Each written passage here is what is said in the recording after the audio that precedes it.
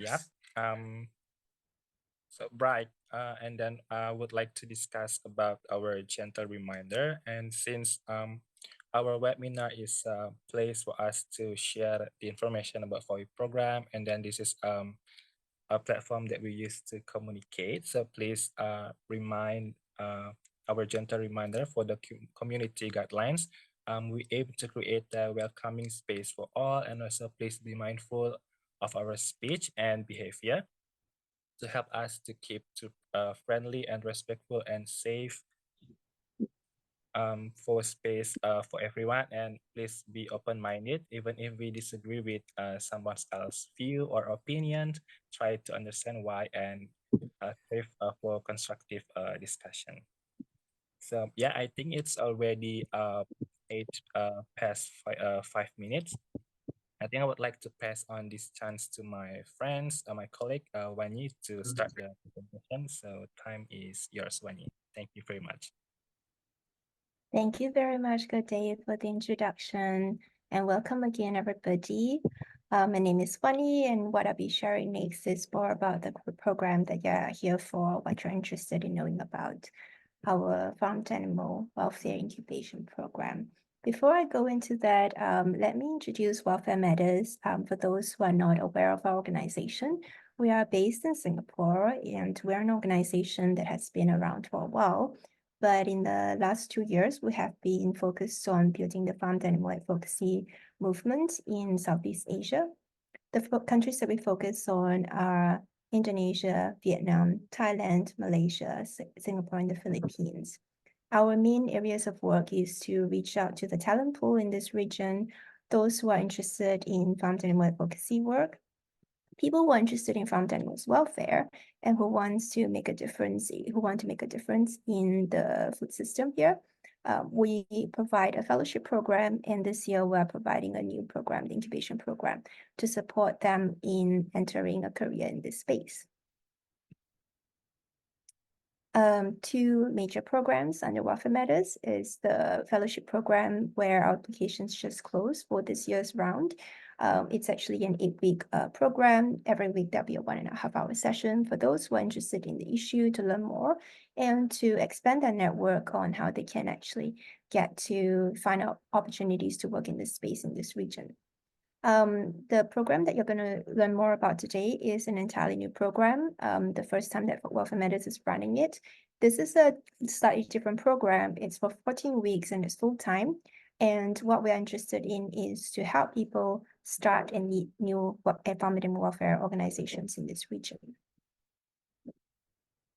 Now, as mentioned, this new program is here because we want to find and support individuals who are based in Southeast Asia in the countries that we're targeting, because we're interested in getting to see more people start working in this region for specifically on farmed animal welfare issues. We think that a lot of animals are farmed in this region, but there is a lack of focus on addressing their welfare standards in the production system in this space. So that's where we find that this program can help people who are very interested to empower them to do more based in the countries that they are already in. To share with people who might be a little bit confused about the scope, while I did mention that we're based out of Singapore, this incubation program is actually targeting 5 countries that doesn't include Singapore. So Indonesia, Malaysia, Thailand, the Philippines, and Vietnam. We are looking at both candidates who are applying, who are potential incubatees for this program from these countries, as well as them doing the work directly in these countries. And we are also only focusing on 3 types of farmed animals in this particular program. This is our very first attempt at running an incubation program in Southeast Asia, focused entirely on these animals that are found in this region. So we decided to keep the scope a bit more narrow to make it more manageable.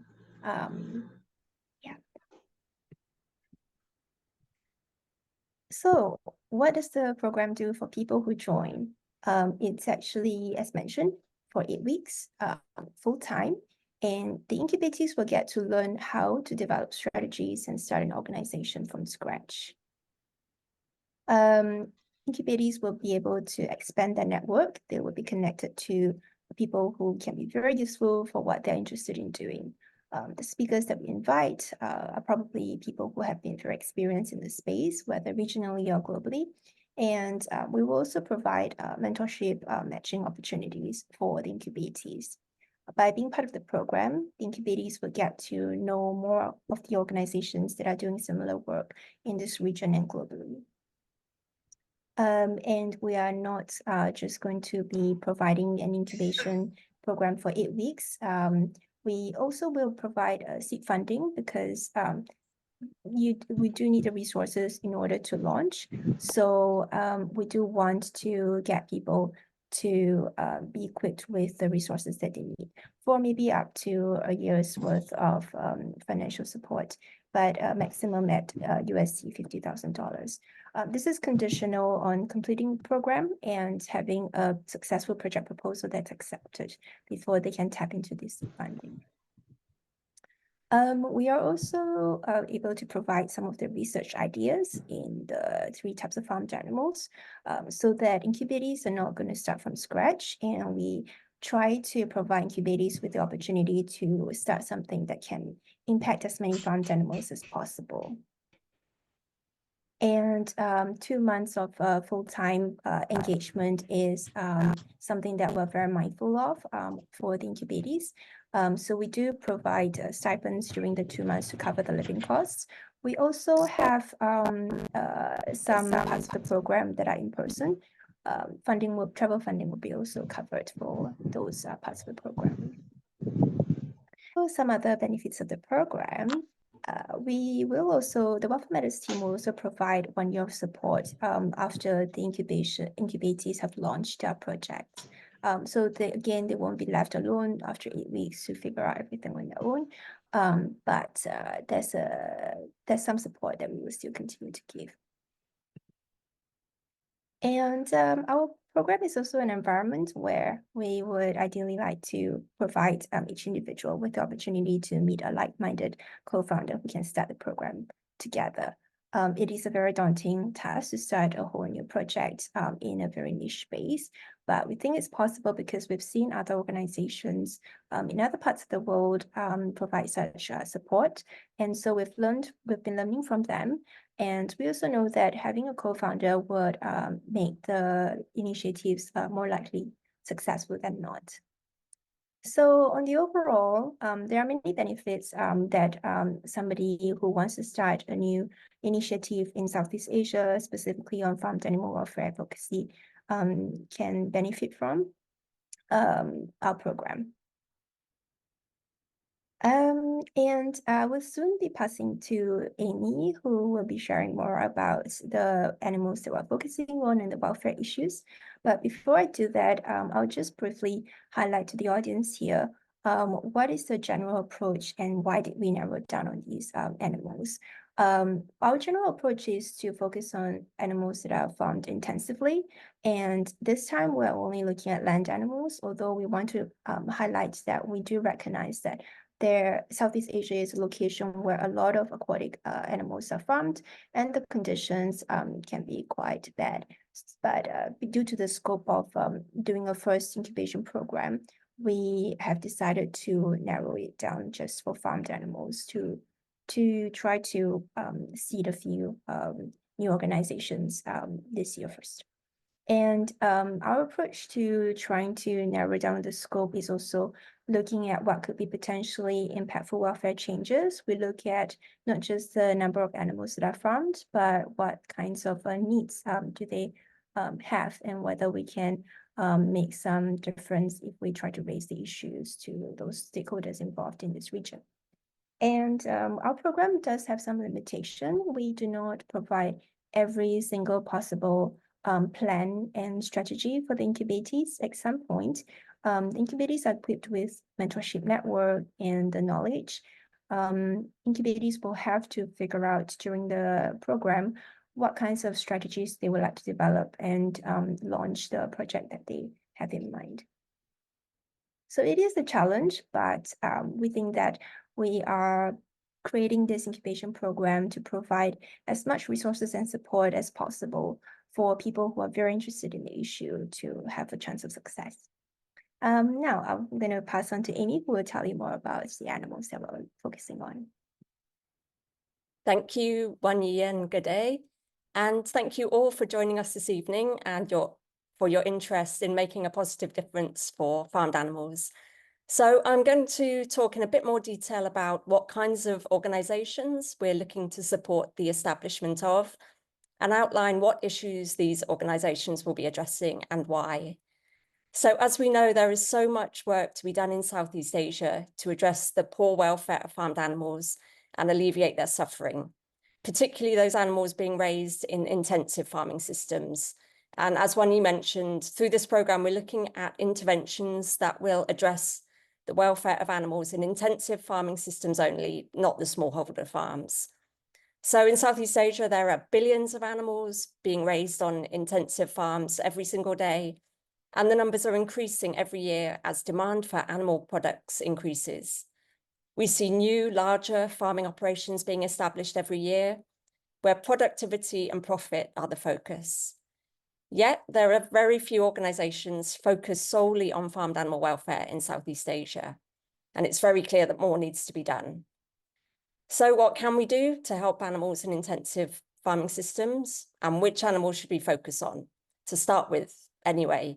In the future, hopefully we can help all the animals, but where do we even start with such a big problem?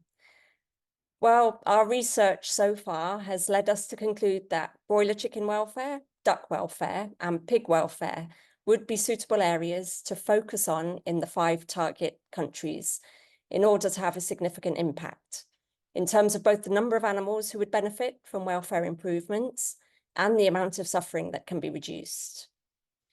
First of all, why broiler chickens?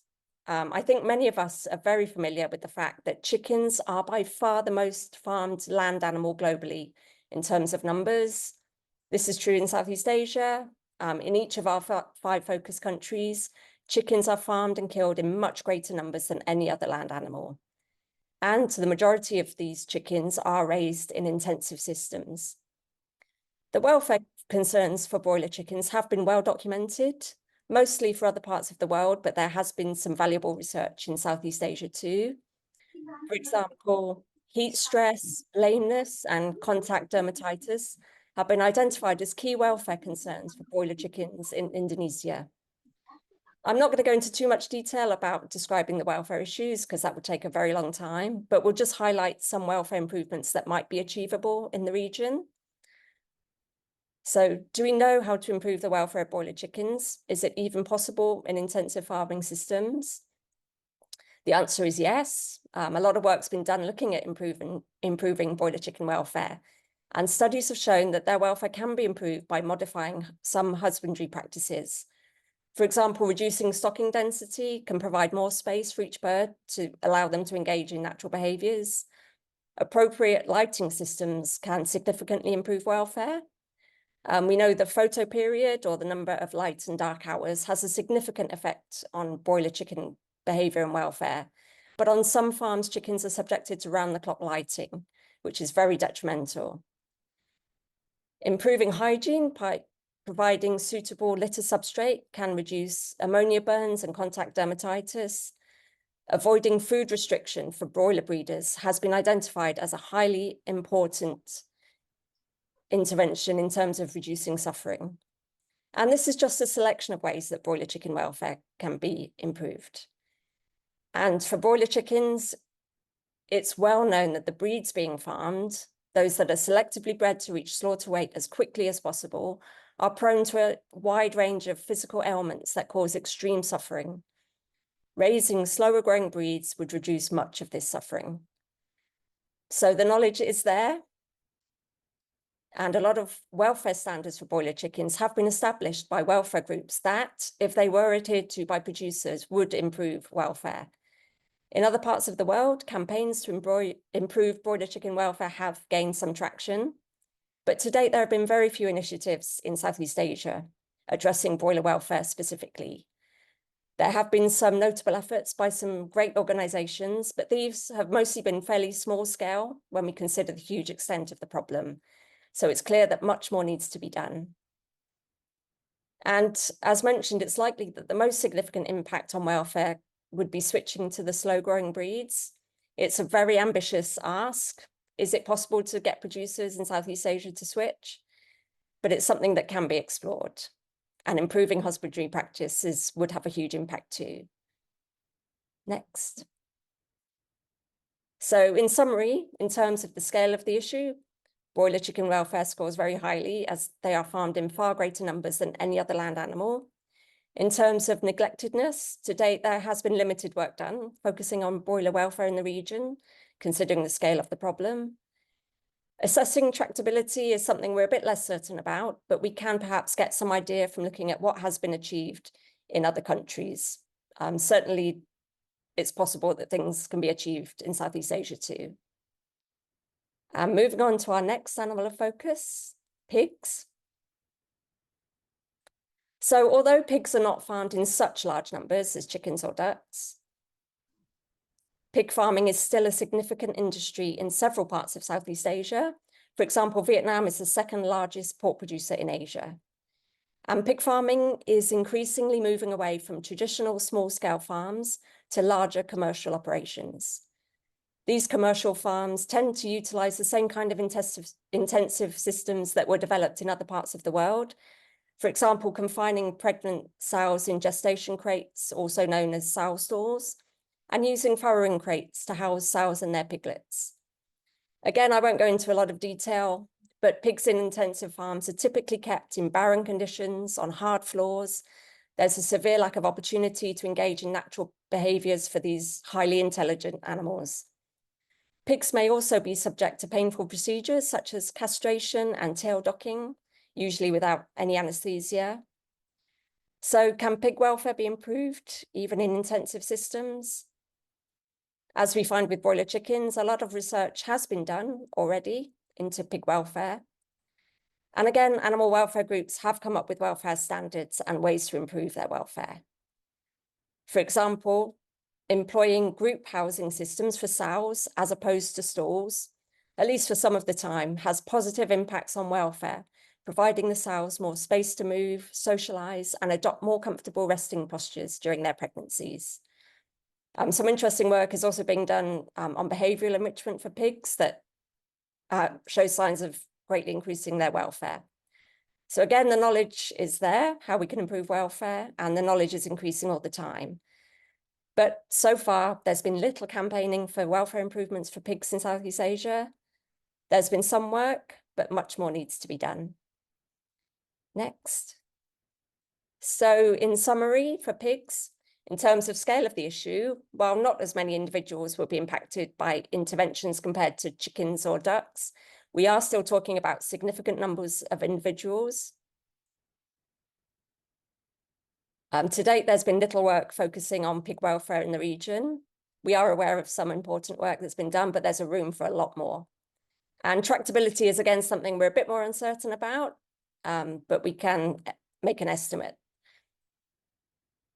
Lastly, why have we selected ducks? Duck farming is certainly a significant industry in this region. In terms of numbers, ducks rank second only to broiler chickens in terms of the number of individuals raised and slaughtered in Southeast Asia.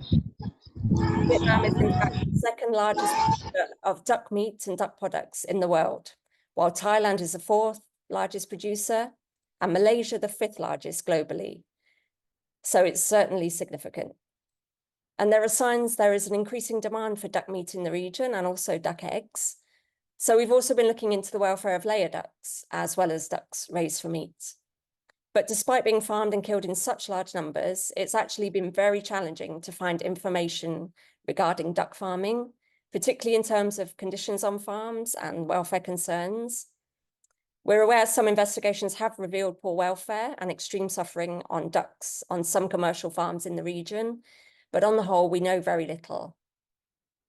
What we do know is that on commercial farms in some countries, it appears common practice to confine ducks in small pens with no access to water to submerge in, which is a very basic welfare need for these semi-aquatic animals.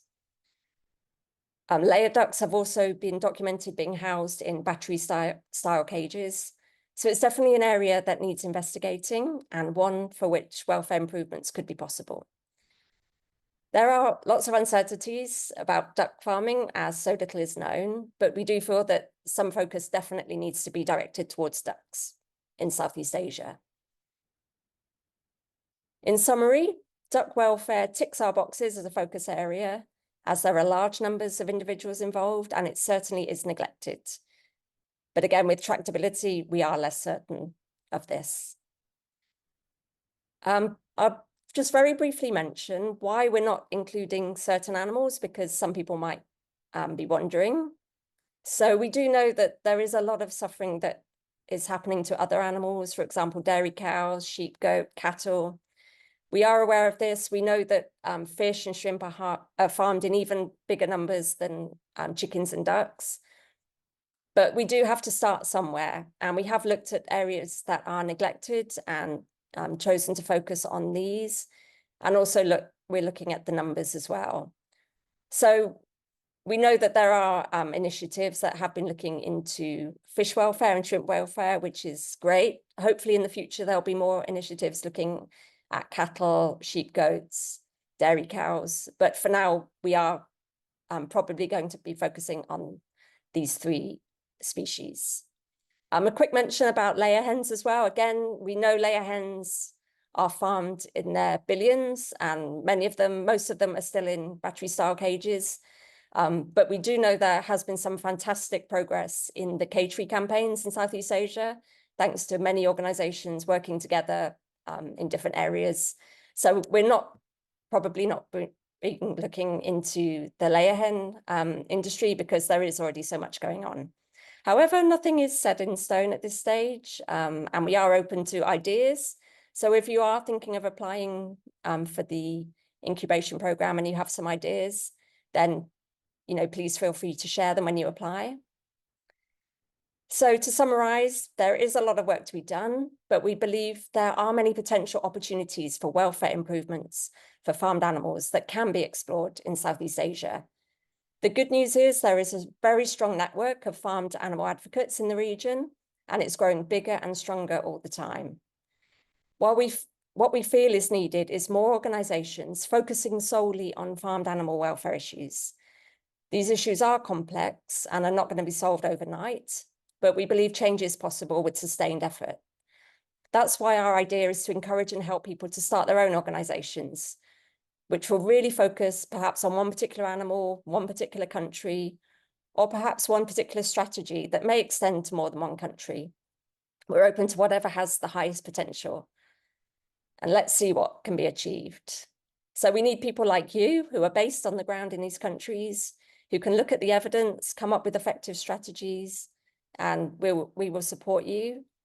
We need you to identify the greatest welfare concerns for these focus animals in your particular country, explore which interventions would reduce the greatest amount of suffering for the greatest number of animals, identify the key stakeholders, and find ways to get these interventions implemented that have a high chance of working in your particular country, whether that's producer engagement, corporate campaigns, government engagement, looking at legislation, looking into regulations.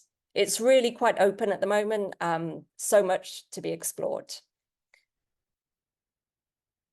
So I will now pass back to Wan Yi, who will share a bit more about who we are looking to apply for the program and the application process itself.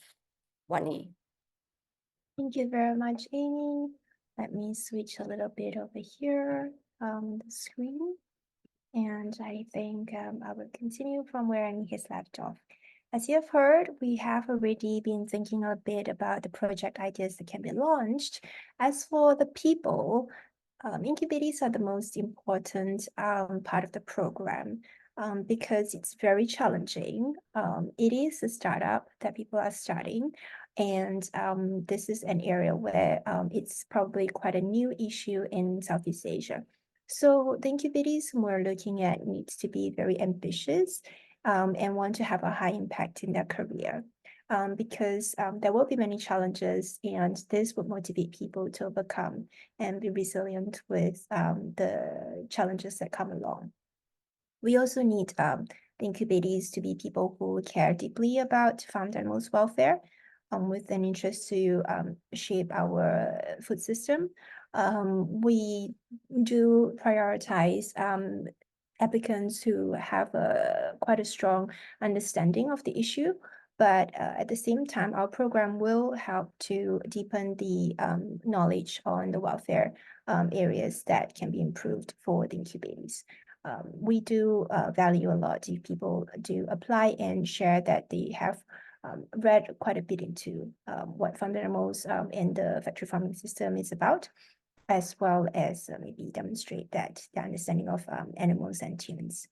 We also are looking for incubators who understand the local context and can develop relevant strategies. Welfare Matters care a lot about trying to empower people who are already based here to come up with solutions and implement them on the ground. We think that the locals will be able to catch what is most relevant to apply. And we need people to be interested in wanting to be leaders and who are able to have a risk appetite to start something new. If you are already working in some other sector for some time, this will definitely be a bit of a career risk, but it can also be very rewarding because you will be with a community and network of people who are very dedicated to the cause, and you will be able to learn a lot and make a difference for a lot of farmed animals in this region. This is not an exhaustive list, but we do also want to point out that we value applicants who are open-minded and seek out evidence and are impact-oriented, because we don't think that we think that we do not know a lot about the issue seen in Southeast Asia. And there needs to be a lot of updating in the approaches as we find out more about what are the conditions of animals that are farmed, what are the challenges for the producers in implementing higher welfare, and many other types of stakeholder engagement approaches that can be effective. So people do need to be able to be flexible and change and update their plans from an impact point of view. So our application process is meant to also detect people who would be a good fit for the program in this way. So we also know that people would be curious then when is this happening and for how long. As mentioned, this incubation program is 8 weeks long. It will be mostly online for 6 weeks, and 2 weeks will be in person. It's a full-time program from Monday to Friday, from basically the full work day, although it might not be strictly 9 to 6, but roughly it is, the applicants need to be prepared for such a schedule if they're accepted into the program. Stipends will be set aside to be provided because everybody in the program would need to be supported for the living costs. So that's something that we are keeping in mind to provide support for. And I think I've mentioned just now, there are in-person sessions where travel funding will also be covered for applicants, incubators. I've also mentioned just now, but just to emphasize again over here, we have up to about 50,000 US dollars of seed funding for each successful project proposal. And we would like to emphasize that as much as possible, we would like to support each and every incubator towards launching an initiative, most likely with a co-founder that they find in the program. However, if the project proposal is not successful, this would not apply. So during and after the program, incubators will also be linked with mentors who have experience starting organizations or who have experience implementing higher welfare types of interventions to be able to support them in their own projects.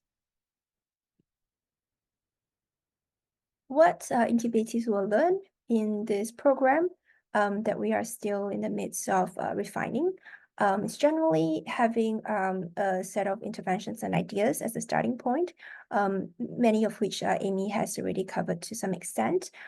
But we will be developing a more thorough list of project ideas that incubatees can kickstart. So we won't be able to share that today and at this stage, but applicants can expect that by the time they start, they will be able to have more ideas provided for them. And we will also support incubatees, whether you have experience or no experience starting a new program, with some leadership and operations skills, including how to develop strategy, how to do fundraising, how to prioritize and budget, how to manage a team, so on and so forth. Things that you kind of need to know, but we are going to help you with a bit of a shortcut with some tips from people who have experience to support you in making less mistakes along the way.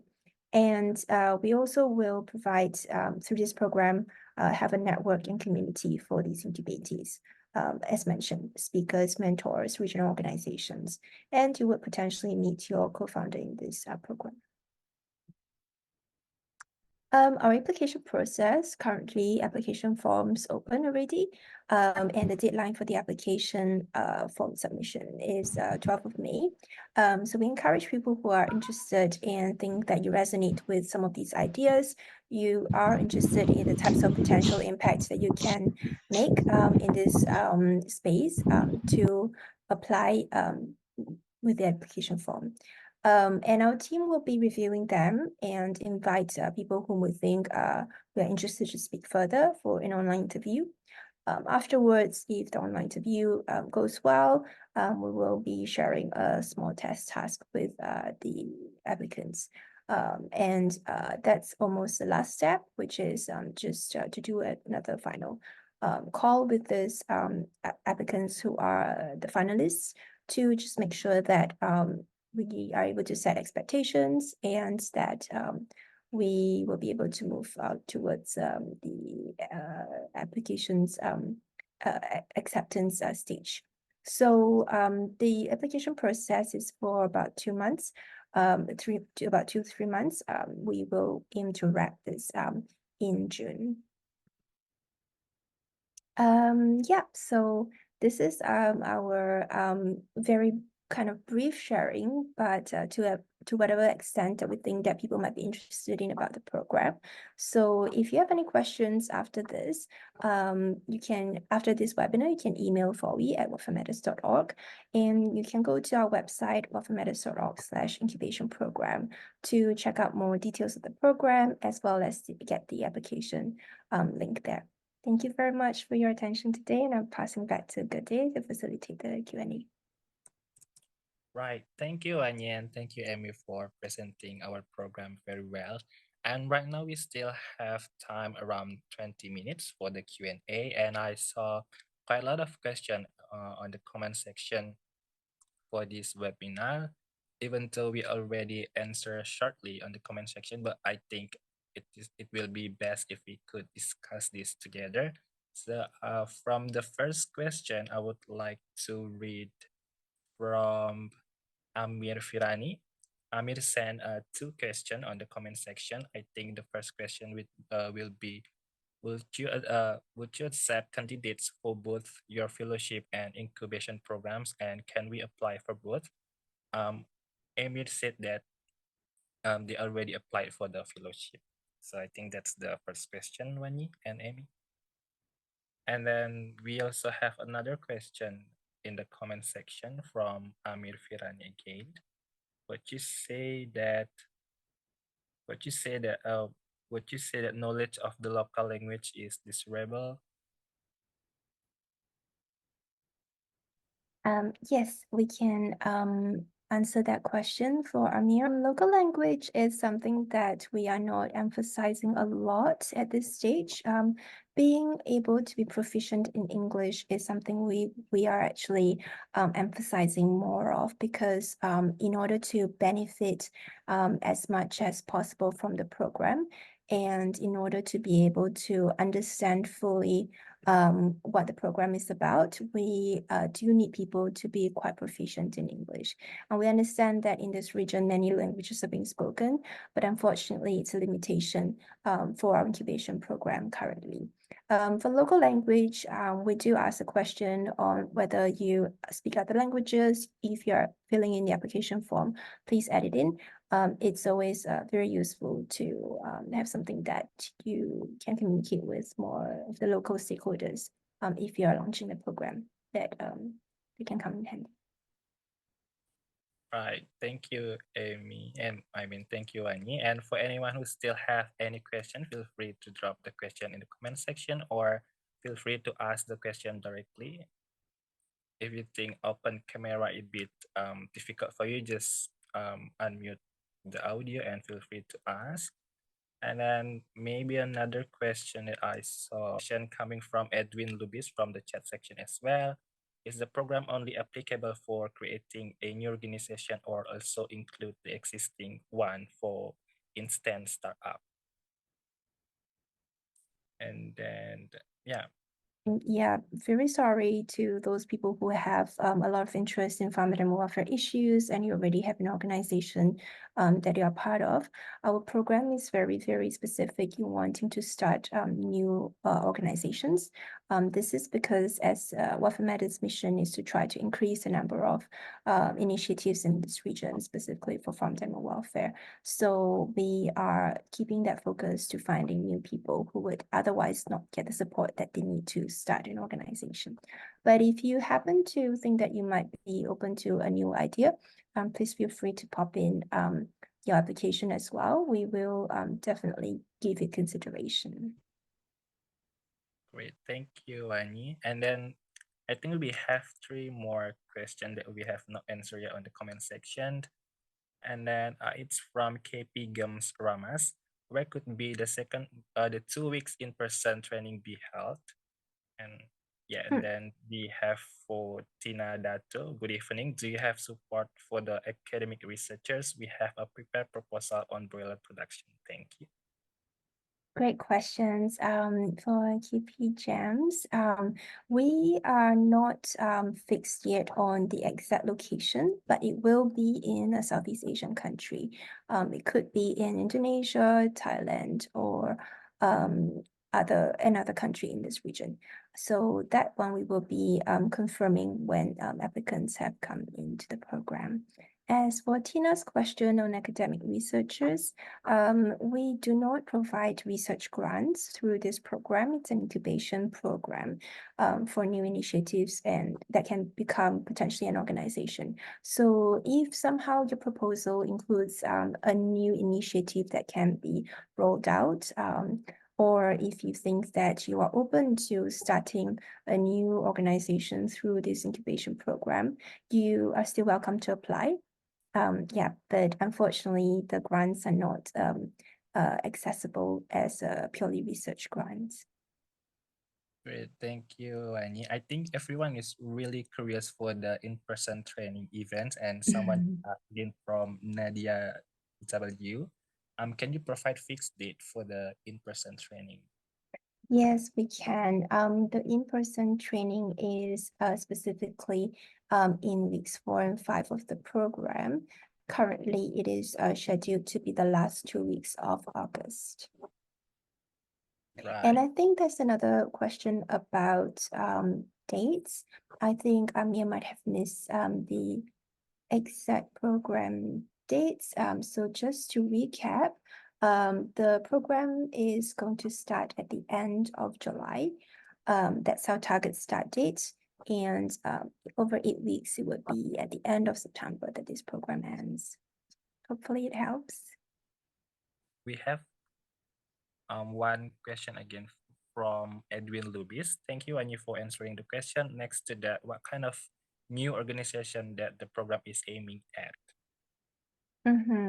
Amy, I can get started, but please add on if you have more. Great question, Edwin.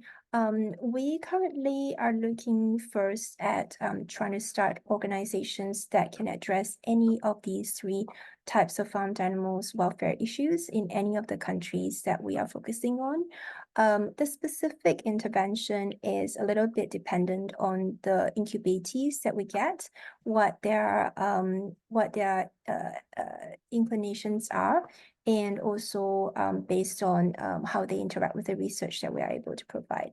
Our team is still putting together a more thorough list of ideas, and we are trying to provide ideas of what have been started in other countries, in other regions, that the incubators might want to consider implementing here.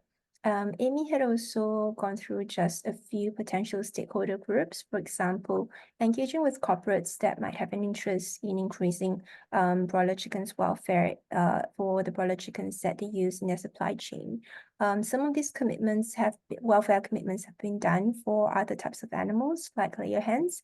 So we are quite interested to see if there can be companies that are interested in committing to using broiler chickens that are raised with high welfare conditions. Because of the a lot of unknowns about the farming conditions of a lot of the farm animals in this region, we think that there can be a lot of possibilities for the project proposal. So we hope that during the 8 weeks, incubators can get the full range of support, as much support as they can get, in order to figure out what kinds of strategies they want to have. So that would be up to the incubators to eventually decide what they want to, who they want to target as a stakeholder to engage, and the specific types of outcomes that they are going to achieve. Yep. Hope this helps, Edwin.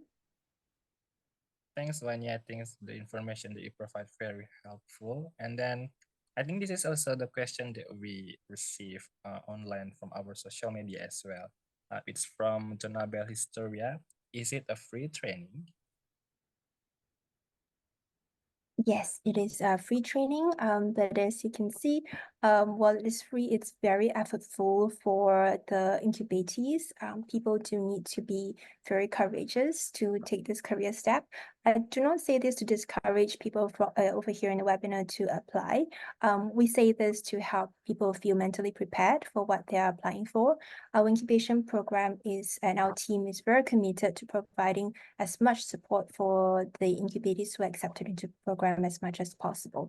You will not be alone, and the best that we can do is to provide free training and provide some stipends so that people will not be worried about the living costs while being part of the program. Yeah, hope that answers your question, Donabelle. Great, thank you, Vanya. I think we also have one question. Is it open to public? Which I think yes. Yeah. Yes. The training is open for public. Maybe when you can explain more. Yeah. Yeah, we also have questions from people who are part of organizations that maybe they would like to start a new program focusing on farmed animal welfare issues as part of their organizations. Unfortunately, our particular incubation model is not able to cater to that. We are looking for applicants who are applying as individuals. So if you happen to be wanting to apply with someone else, which is also a question that we have come across from people inquiring about the program, two different individuals can put in two separate applications. Everybody will be evaluated individually.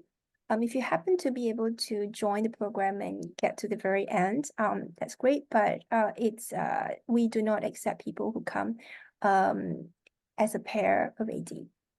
That's because of the criteria that we are looking at individual co-founders that we are trying to seek out. Hope that helps, Winchester. Right, we still have like 5 minutes for the Q&A, and I think we still have one question that we have not answered yet. It's from Muhammad Ihsan.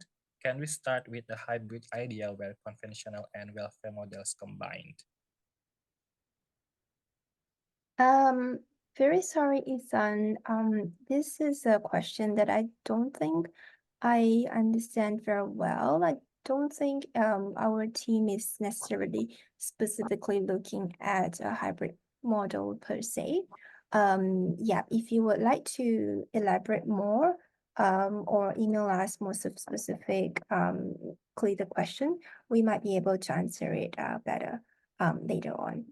In general, we are trying to look at the three types of farmed animal species. And based on whatever research and evidence that's available, the strategy and proposal need to make a case for why that particular approach is being taken for that initiative.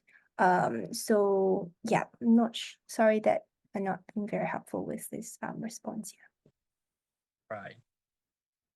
I have one question from Edwin Lubis. Could you share the existing initiative in your portfolio? That's a very thoughtful question, Edwin. We have to mention that at this stage, we are still developing our list of ideas. We do have other incubation program in the spaces that we are part of the ecosystem that we're referencing, but we do not have a very specific initiative to share at this stage. But when the incubation program starts, we will be equipping our incubators with case studies as well as some of the ideas for them. So whatever we have right now would be quite uncertain to share. Sorry about that, but feel free to ask the question again, maybe in a month's time, and we might have more to share with you. Yep. We have one question again from KP Gums Ramas. The question is, what benefits would I get as a small poultry farmer like me? She said sorry because he had a signal issue before. Thanks for joining us, KP Jams. I think it really depends on after checking out the webinar, whether you and the website, whether you think you could potentially be someone who can start a farmed animal welfare initiative that based in where you are. So we do not support farmers directly from this program. To recap, our seed funding is meant for starting new organizations that can advocate for higher welfare changes to some stakeholders. It can be corporates, it can be other producers, or it could be institutions. There's not a direct benefit from your particular standpoint at this time, but if you happen to want to apply for the program as an incubatee, that's where you can we can explore that. Right, thank you, Annie. I think from Donna Bell, is it really necessary that the participant is an animal science degree holder? Great question. Nope, the participant do not need to be an animal science degree holder.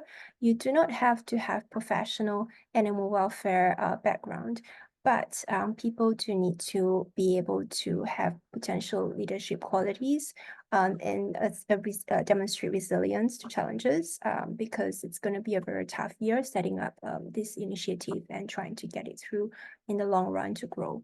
The animal welfare issues for the participants, the applicants, you should demonstrate some level of understanding, including sharing with us your sense of animal sentience. People do not need to have past experience setting up an organization before joining us. You can be at any career stage.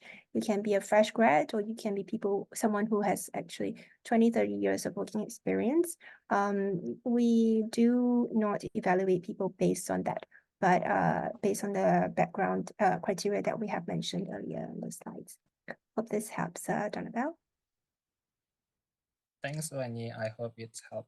I think I would like to encourage everybody to check out the website, and we will be updating more FAQ questions, responses on the website in the next few days. If you have any questions after this webinar that you're thinking of, you're unsure of, we also encourage you to pop in your questions by email for us. Before we're going to end the webinar, I would like to wrap up the webinar. Again, thank you very much for all of participants who are attending our webinar today. So for FAWI program, we really appreciate all backgrounds from the applicants who wants to join our program. And we are really welcoming each every one of you to join our program with or without any ideas or initiative yet. We can learn that together later as part of our program. I think that's the Q&A question. I would like to close the Q&A question. So, and our webinar today. Again, thank you very much for attending our webinar. Hopefully we can see each every one of you in FAWI programs. Hopefully we can have each every one of you. And again, thank you very much.